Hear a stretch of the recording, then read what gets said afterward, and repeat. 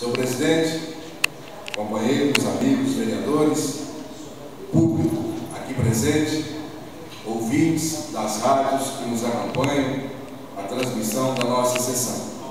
Senhor presidente, esse pedido nós fazemos em função do objetivo que aquele espaço foi criado na gestão do prefeito Ali.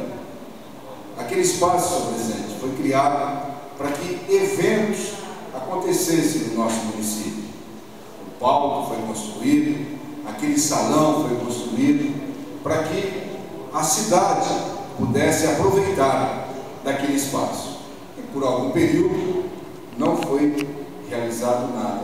Então nós estamos entrando, senhor presidente, com esse requerimento, pedindo o apoio dos companheiros vereadores, para que naquele espaço, primeiramente, vai ter que ser recuperado.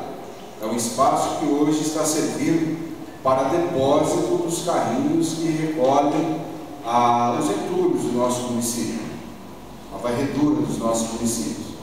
Então nós achamos que ali é um lugar nobre, é um lugar onde o município tem que aproveitar aquele espaço, tem que aproveitar de maneira inteligente, colocando aquele espaço à disposição das nossas escolas, à disposição dos artistas de Mandaguari, vereadora Vilma, que nós temos vários artistas que não têm um lugar onde eles possam expor o seu produto, expor o seu talento. Então vamos criar, vamos recuperar aquela praça para ela não ficar abandonada. Criando esse espaço, nós vamos dar a oportunidade para que a população de Mandaguari vá até aquele lugar e possam verificar, possam assistir, possam acompanhar os talentos de Mandaguari expondo os seus livros, expondo os seus produtos, enfim, aproveitamento da melhor maneira possível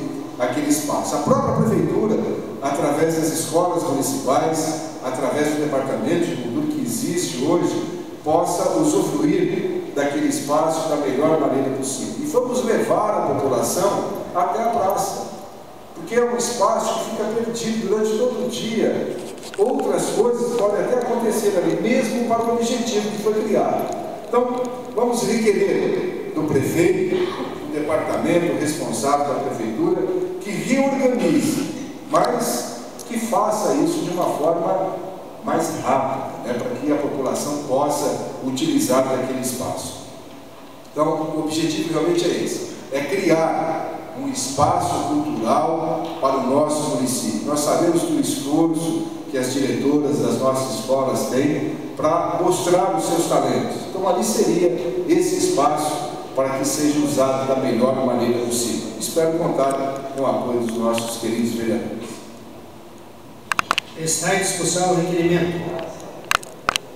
Está em votação o requerimento.